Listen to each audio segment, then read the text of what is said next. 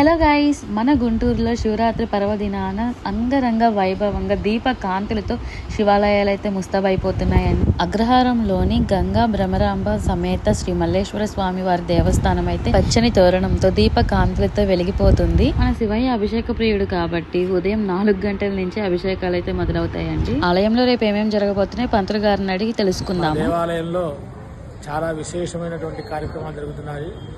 రేపు తెల్లవారుజాము 4 గంటల నుంచి ఈశ్వరుడికి అభిషేకాలు, తర్వాత విశేషమైనటువంటి ద్వాదశ జ్యోతిర్లింగాలు 12 జ్యోతిర్లింగాలు కూడా ఒకేసారి మన దేవాలయంలో వచ్చేసేటువంటి సద్భాగ్యం మనకు కలుగుతుంది.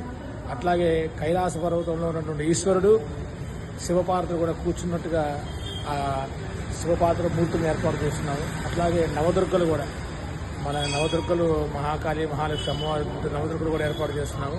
అట్లాగే ఉదయం 6 గంటల దగ్గర నుంచి మరుసటి రోజు 6 గంటల వరకు కూడా స్వామివారి నామం ఏకాహం జరుగుతూ ఉంటుంది. స్వామివారి భజనలు, నామాలు జరుగుతూ ఉంటాయి.